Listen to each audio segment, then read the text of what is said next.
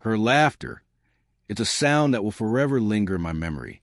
Once, it was a melody that made my heart race, a gentle and harmonious tune that filled my younger days with joy.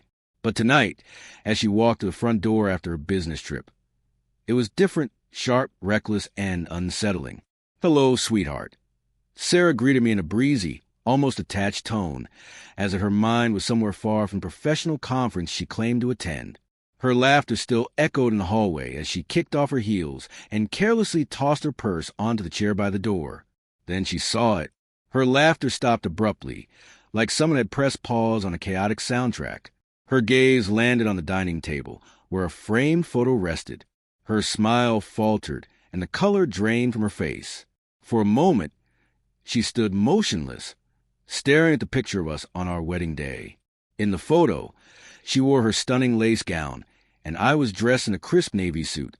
We looked radiant, like two people who had found the jackpot in life. But now the image bore a stark addition. Bold red letters scrawled across the glass that read, "I know." Her wide, fearful eyes turned to me. "What is this?" she whispered, her voice trembling. I stood leaning casually against the kitchen counter, arms crossed, my expression calm, but my words loaded with the weight of betrayal. "Sarah," I said coldly, "why don't you tell me?" Her lips parted, but no sound came. She was desperately trying to assess the damage, how much I knew what I had uncovered, and how I had pieced it together. Finally, she stammered, "Jack, I don't know what you're talking about." The confidence she had always carried crumbled before my eyes. I let out a bitter laugh, one so unfamiliar it startled even me. "Please, spare me the insult to my intelligence," I snapped. "For months you've been spinning lies, business trips, late nights at the office, and this sudden passion for the gym. Do you think I'm blind?" I pointed toward the photo, but before she could respond, I reached for my phone. A string of images lit up the screen, each one a dagger to her fabricated story. Picture after picture showed her with her so-called business partner Mark, holding hands at a seaside resort, sharing a kiss under a cabana, laughing over cocktails at a dimly lit bar. "I can explain, Jack," she blurted out, her voice cracking. My temper flared. "Oh, can you? Maybe you can explain how you've been sneaking around with Mark while I've been working overtime to fund your luxury yoga retreats and spa days."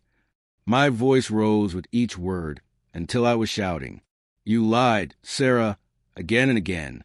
Tell me, are you sorry because you got caught, or do you actually feel any remorse?" She took a hesitant step toward me, her hands outstretched as if an embrace might somehow fix the wreckage.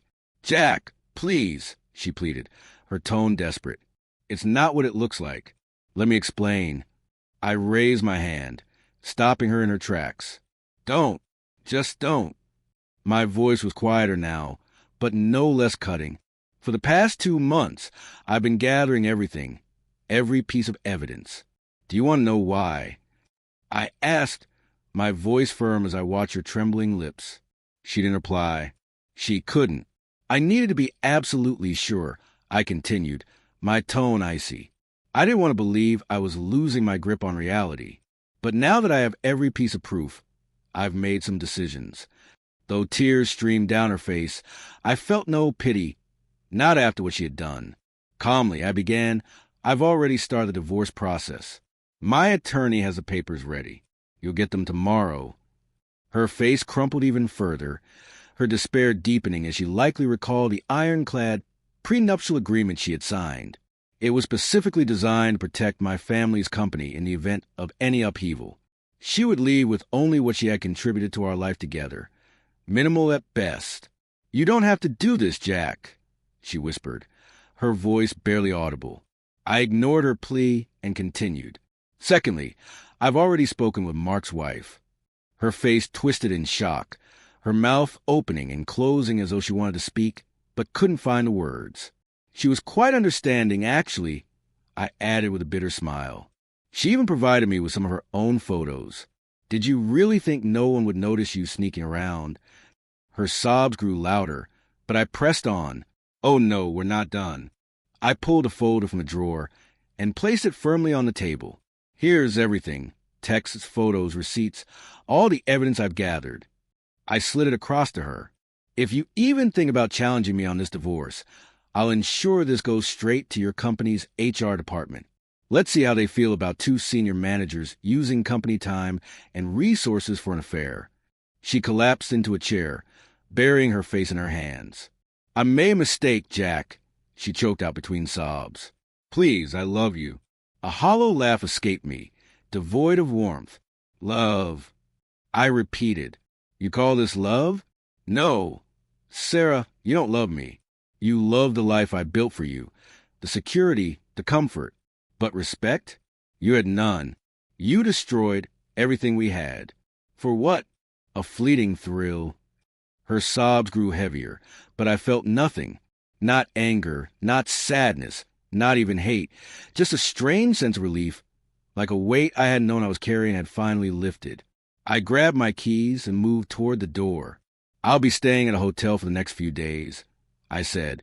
By the end of the week, movers will come to pack your things. You're leaving this house. Her tear-streaked face lifted to mine, a mask of despair. Please, Jack, she begged. We can fix this. Maybe we can try. I shook my head firmly. Some things, Sarah, can't be repaired. Resting my hand on the doorknob, I paused and added, Oh, and I canceled the credit card you used for that new purse you bought during your so-called business trip. Good luck explaining that. Without another word, I opened the door and walked out, her cries trailing after me. As I drove away, a whirlwind of emotions churned inside me, anger, betrayal, heartbreak. But beneath it all was something unexpected. Freedom. After years of building a life with someone who didn't value me, I finally had the chance to start over. The next morning, a text from Mark's wife greeted me at the hotel. Thank you for telling me. I'm leaving him too. We deserve better. She was right. We did. As I looked out the window at the sunrise, I realized the end of my marriage wasn't the end of my life.